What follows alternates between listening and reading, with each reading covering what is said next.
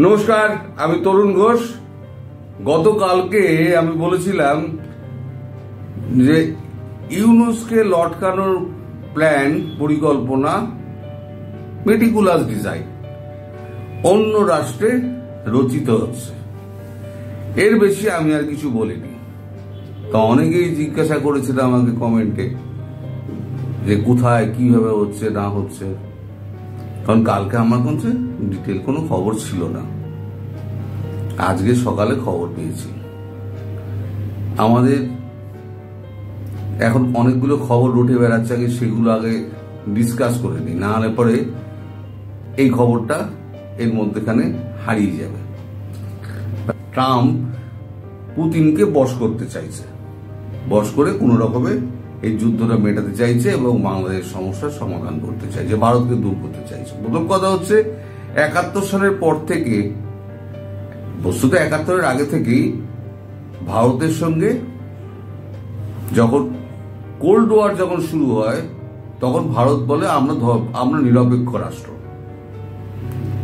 আমরা না আমেরিকার পক্ষে না রাশিয়ার পক্ষে। কিন্তু জওহরলাল নেহরু বুঝেছিলেন যে যদি একটা বড় রাষ্ট্রের সঙ্গে আমার সম্পর্ক না থাকে, তাহলে পরে আমি কিন্তু বিপদে পড়লে কেউ আমায় বাঁচাবে না। তাই তলায় তলায় তিনি রাশিয়ার সঙ্গে সম্পর্কটা রেখেছিলেন। সেই সম্পর্ক 1948 সাল থেকে শুরু হয়েছিল। তারপরে 71-এ এসে তখন ব্রেজনেভ তখন আমাদেরকে সাহায্য করেছিলেন মুক্তিযুদ্ধের সময়। তারপরে 54 বছর ধরে কিন্তু এই ধারাবাহিকভাবে এই বন্ধুত্বের সম্পর্ক ক্রমশ আরো পোক্ত হয়েছে। যত প্রেসিডেন্ট রাশিয়ার এসছেন এবং ভারতবর্ষের যত প্রধানমন্ত্রী এসছেন, সম্পর্কে কিন্তু কোনো চিট ধরেনি। কারণ আমাদের এখানে বা সব রাষ্ট্রে নীতি বদলায় না, রাজা বদল হয় কিন্তু নীতি বদল হয়। রাষ্ট্রে একটা নীতি থাকে, যেমন আমেরিকার নীতি রয়েছে পররাষ্ট্রের উপরে আগ্রাসন চালাও, চীনের একটা নীতি রয়েছে পররাষ্ট্রের উপরে আগ্রাসন চালাও। ভারতের নীতি হচ্ছে তুমি নিরপেক্ষ থাকো, পারলে মানুষের ভালো করো, নইলে খারাপটা করো না। এখন এই ট্রাম্পের ব্যাপারটা ঘুরে বেড়াচ্ছে যে ট্রাম্প এখন পুতিনকে এখন করার চেষ্টা করছে, বশ করার চেষ্টা করছে, তারা আয়ত্তে আনার চেষ্টা করছে। পুতিন সেটা জানে। পুতিন আগেই বলে দিয়েছিল এই যুদ্ধটা কিন্তু শেষ হতে পারে দুটো শর্তে।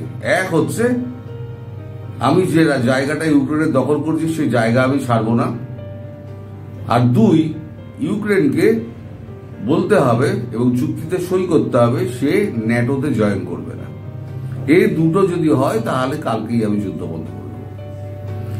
এখন ট্রাম্প বলছেন যে তিনি একটা ব্যবস্থা করছেন যে যুদ্ধ বন্ধ হবে এবং ইউক্রেন কিছু জমি ছেড়ে দেবে। কিন্তু ন্যাটোয় যে এটা রেখে দিয়েছে, শর্তটা রেখে দিয়েছে, ন্যাটোর শর্ত সম্পর্কে কিন্তু ট্রাম্প কিন্তু কোনো কথা বলছেন না। ট্রাম্প হচ্ছে সকালে এক কথা বলেন, বিকেলবেলা এক কথা বলেন। ঘুম থেকে উঠে তার মনে হলো না আজ লাগান ঠিক নেই হুয়া, আরো 25% লাগান বাড়া দো, ট্যারিফ বাড়িয়ে দাও, 3 গুণা লাগান চাইয়ে। তো হয়ে গেল ভারতের উপরে তখন 50 থেকে 75 হয়ে যাবে, তাও 75 থেকে 100 হবে, এই করে করে বাড়বে। তা মোদিজি কিন্তু কোনো কথা বলেন না।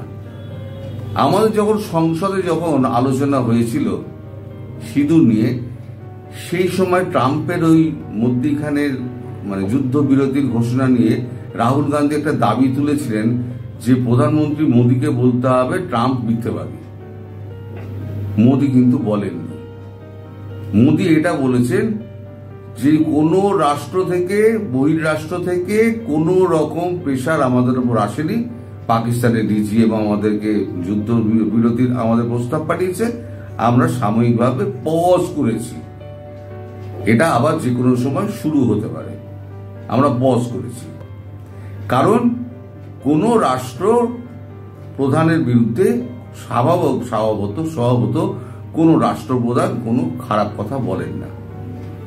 যেমন এত কথা কিন্তু ট্রাম্প বলছেন, কিন্তু মোদি সম্পর্কে এখনো পর্যন্ত কোনো কথা বলেননি। কিন্তু মোদিজিকে আক্রমণ করে, ব্যক্তিগত আক্রমণ করে কোনো কথা বলেননি, কিন্তু তিনি কিন্তু দেশকে আক্রমণ করছেন, ভারতকে আক্রমণ করছেন, কিন্তু মোদিকে আক্রমণ করছেন না।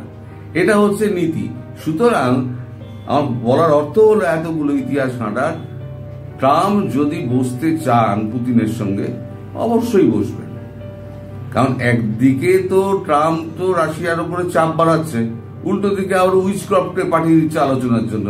উইচক্রফটের সঙ্গে কথা বলবেন কেন? তিনি তো আর এনেছে না, অজিত দোভাল নন, তিনি ওনার সঙ্গে কথা বলবেন কেন? সোজা রাস্তা দেখিয়ে দিয়েছে, ওই বাইরের রাস্তা ওদিক দিয়ে চলে যান। উইচক্রফট ফিরে এসছে। তারপর ট্রাম্প এখন একটা ঘোষণা করেছেন, এই ঘোষণা কতটা সত্যি হবে কতটা মিথ্যে হবে তা আমি জানি না। আমি আমার খবর নিয়ে এবার এসছি, সেটা হচ্ছে এই ট্রাম্প যাই বলুক বা যাই না বলুক কান দেবেন না। খবর যেটা হচ্ছে, এই যে অন্য রাষ্ট্র বলেছিলাম না, রাশিয়ায় বসে কথা হচ্ছে। কারণ রাশিয়ার অনেকগুলো আপনার মানে আটকে আছে, আপনাদের ওখানে বিনিয়োগ আটকে আছে, চীনেরও কিছু বিনিয়োগ আটকে আছে। আপনারা জানেন খুব শিগগিরই হয়তো প্রধানমন্ত্রী বেজিং যাবেন। উনি বেজিং যখন যাবেন, পুতিনও কিন্তু বেজিং আসবেন। বেজিং গেলে প্রায়ও একটা বৈঠক হবে। এই বৈঠকের একটাই অর্থ, সেটা হচ্ছে আমাদের নিজেদের যে গন্ডগোল আমরা নিজেরা মিটিয়ে নেব, এখন বাইরের শত্রুকে আগে আটকাও। সুতরাং তিনটে শক্তি একসঙ্গে হবে।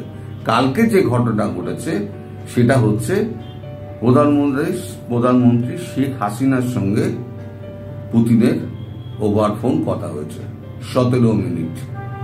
উপস্থিত ছিলেন ওখানে আমাদের এনএসএ অজিত দোভাল। আপনারা সবাই জানেন অজিত দোভাল এখন রাশিয়ায়। কথাটা হয়েছে থ্রু গুগল ট্রান্সলেটার। এতদিন তিনি দেশের বা বিশ্ব নেতাদের কোনো কারোর সঙ্গে কোনো কথা বলতে পারেননি।